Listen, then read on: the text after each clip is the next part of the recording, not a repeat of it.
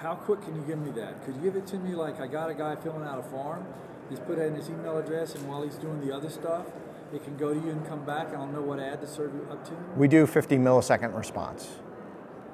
So, meaning you can get so let's say you can find 100 different things on them. You can give me everything you know how to get, you'll have within a second. Yeah, and usually in some very small fraction of a second. It depends what you want to. Everything that you can get. If I say I'll give you another hour, you couldn't get any more. It depends what you want to know. I know, but I'm just, yeah. I'm making kind of a it's kind of like you go out and whatever it is that you standard do that I get for 3 cents, you can give to me in a second, versus you couldn't give me any more if I said, okay, give me 2 hours.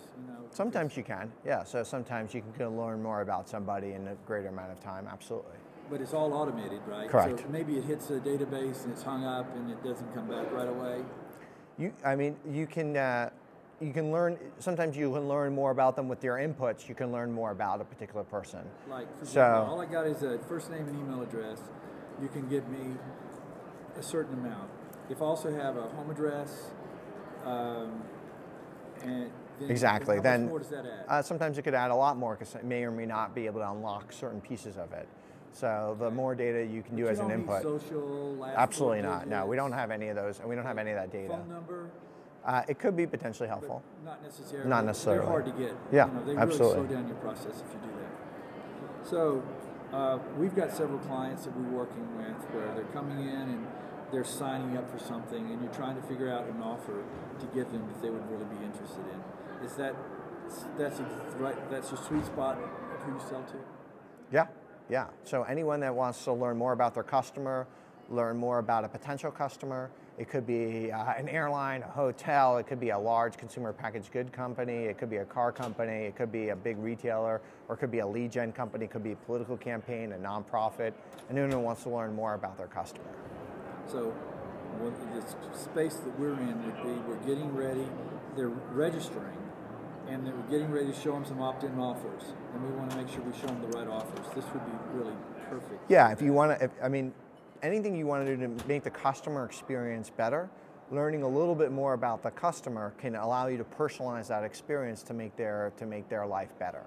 So you can give something. If you have a choice of option A or option B, you want to give the customer, it could be content. Like maybe you want to show them an article that is the right article for them. So you're the New York Times.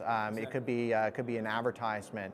It could be a color. Maybe you should show it to them in orange rather than in gray. What data comes across? So let's say BMW paid a company and they wanted 100,000 leads, and they ran those 100,000 through you.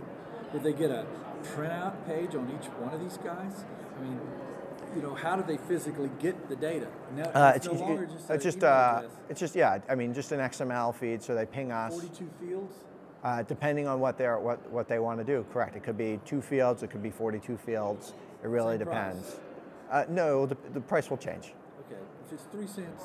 3 cents is our standard offering is about 3 cents, and it's about 20-something fields. Our company's been around for about 3.5 years. Though we've spent quite a bit of that time trying to perfect the technology, et cetera. Some of the companies at this show at LeadsCon are our customers. But we also have most of our customers are large brands, or airlines, hotels, retailers, et cetera. We have a lot of lead gen customers, but they're smaller. They're smaller customers to us because a lead gen company may have 10,000 leads a month, and that's pretty good for a lead gen company. Whereas a big brand or something like that may have 1 million people a month, and at 3 cents a lead, 10,000 is only $300 a month. Another thing that's happening big is engagement marketing.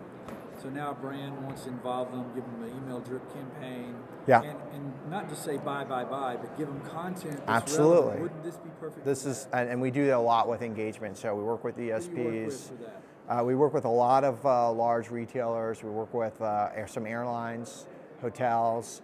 We work with we work with a couple of nonprofits that do that as well in a very sophisticated way.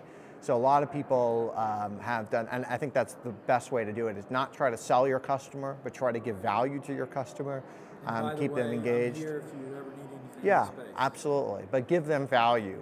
Don't try to just continually push products to your customer.